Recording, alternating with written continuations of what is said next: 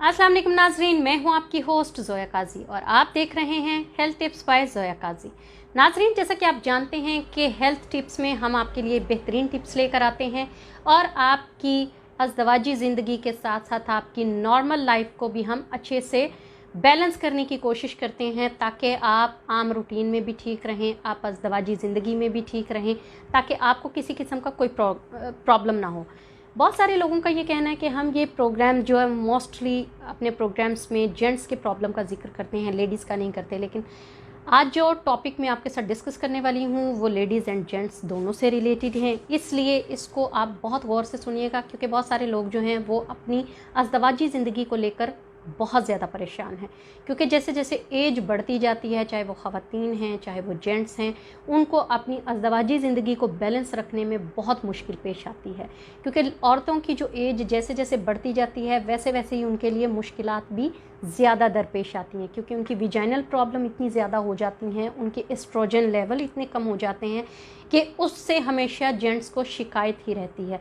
लेकिन इसके साथ साथ मैं अगर आपको बताती चलूँ कि आप अपने एस्ट्रोजन लेवल को रिप्लेस करवा सकते हैं, आप अपनी विजाइनल प्रॉब्लम को दूर करने के लिए, उसको सेहतमंद रखने के लिए अपनी डाइट को बैलेंस रख सकते हैं, अपने खाने पीने को बैलेंस रख सकते हैं, अपना जो एक्सरसाइज की वजह से आप उसको ठीक से नॉर्मल एक्सरसाइज की वजह से आप उसको बिल्कुल इंजॉय कर सकते हैं।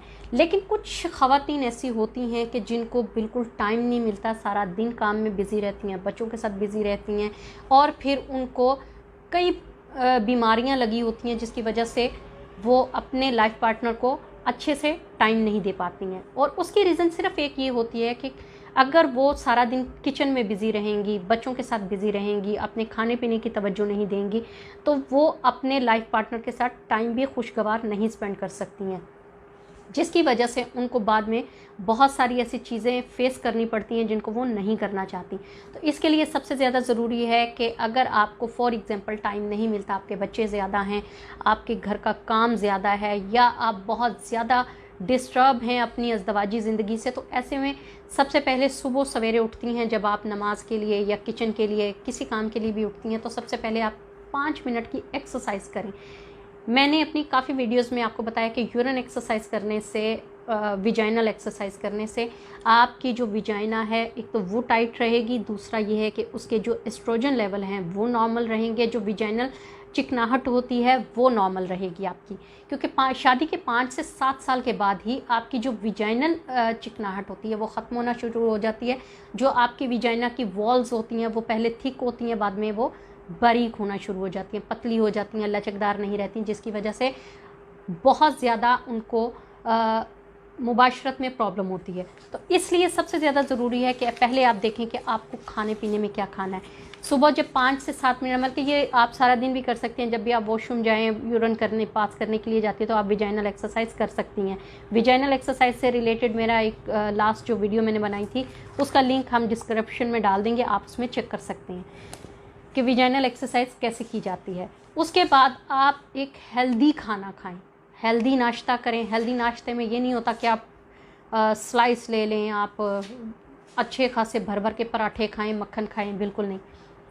हेल्दी खाने से मतलब ये है कि आप एक रोटी सालन के साथ 2 उबले अंडे और 1 गिलास दूध का पी सकते हैं, ये आपका एक हेल्दी खाना है।